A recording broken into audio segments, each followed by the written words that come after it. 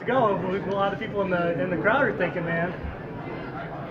Yeah, absolutely. Are we live? I've Yeah, never done we're this live. before. Sorry. Yeah, I think my team knows me. You know, my people I train with know me. There's a lot of people in the know that know my skills. You know, and it's about time. It's been time to put myself out there and come out from the shadows. It's been like my theme for all this time. I've just been hungry, stalking out, you know, far away, and no one's seeing me, and I'm just watching everything from a distance, you know, and not playing. And I finally get to make my splash. So there'll be more to come. You know, this is just a little tiny. You know, it's just my foot in the door, so to speak. So I really appreciate King Mo taking the risk and you know, putting his legacy on the line. So It's I a pretty big build splash, myself. you know, like sending a guy like that off into retirement. And, No doubt. I mean, did you envision it going that way? It sounds like you did. Like you had all the. I thought it would be confidence. more of a grind. I was anticipating a very difficult 3-round war. I didn't think.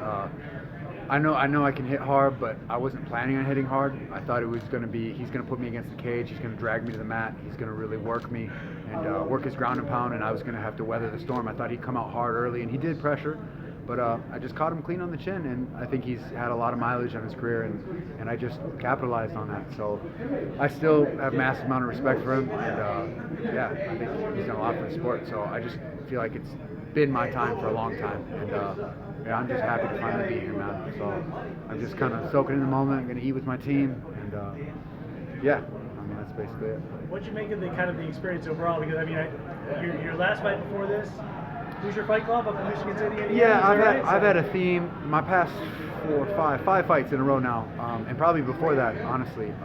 I've never really had a manager my whole career, and I've never really had a path planned for me in prize fighting. I just kind of did it as a martial arts pursuit. And so all the times when I've been trying to change that and take fights, a lot of people wouldn't fight me, and the people who would bring me in to lose. I've had instances where people didn't do their homework.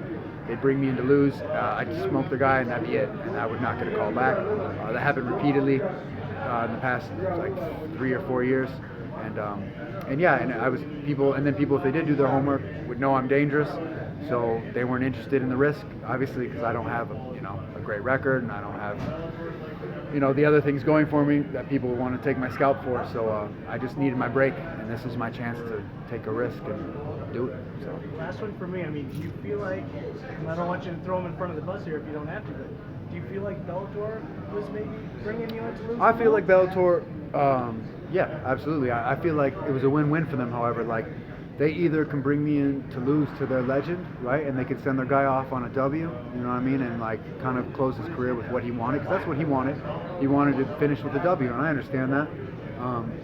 But at the same time, like if I get the W, if I have a spectacular finish like I did, they have someone to build off. You know, Bellator, they use their media well, and they like viral videos, and I gave them one. So, and there'll be more to come. So I feel like it helps. It helps the situation either way. It's a win-win for them. So. This is a 1-5 deal for you, but now you signed multiple. All right, you're set. Congrats on that. Yeah. I'm pretty excited. It's been, like I said before, it's a long time coming, and I'm just really excited to show the world that I belong at this level, and there's going to be more. So, yeah. How did you feel at fighting at 195 pounds? Yeah, it was an easy cut. Like, I'm not even that big of a middleweight. So yeah, I sweat in a hot tub for like 15 minutes in the morning, and I made weight. Yeah, it was just like a chance of opportunity. I think Mo could be middleweight. He could have been middleweight for a lot of his career, but he's just he's a wrestler. He's not interested in cutting anymore, and he's been so successful at heavy for his career that there's no reason for it. So yeah, it was just like a one-off thing. I'm not interested in moving up in weight or anything. And, Do you have any fighters that you want next in line? I got to scout more of the Bellator roster. Like I was paying close attention to this middleweight fight. Yeah, I was actually warming up with Costello in there. So I'm definitely gonna do some more research. Schilling recently got knocked out, but I've been eyeballing fighting that guy since I was like 24 years old. We're both Nakmois, both Thai boxers. And I watched his star take off and make a lot of money and be very successful, and I was very jealous. And I just was always remaining in the shadows. I don't know if that'll ever happen. I don't know if he's interested or even if Bellator's interested, but the guy who beat him actually is pretty tough. And there's a lot of other really good people they've signed great lately, so I'm going to do some exploring and I'll get back to you.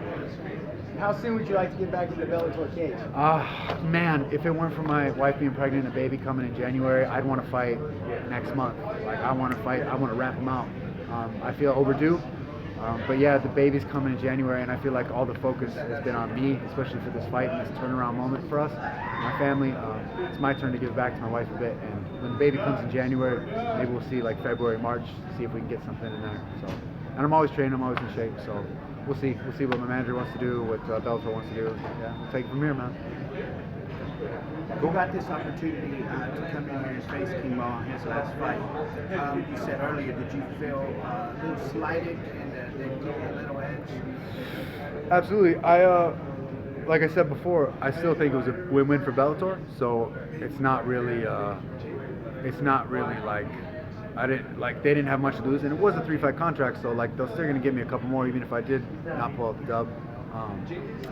Yeah, but my career has been like that, especially lately, where people doubt me or people bring me in to lose, and I just turn the tables on them. And that's the beauty of mixed martial arts, is you can control your fate with fighting. So, yeah, the politics of it is the part that I haven't navigated well, but hopefully I can turn it for myself, my fortune, and my family. So. You came in this fight knowing that it was his last fight.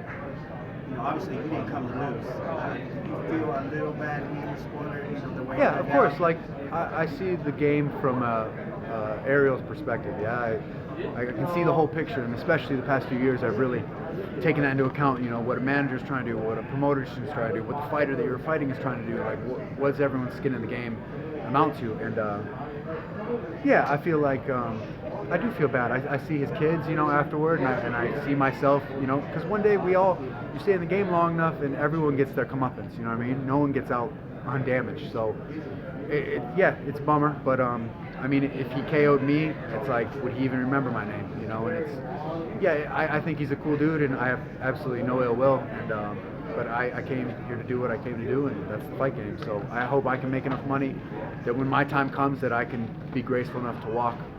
If my chin's gone, or if I just don't have the fire anymore, you gotta know when to pull the plug. So, yeah. Thanks, Cheers. Thanks, guys. Appreciate it. Great job.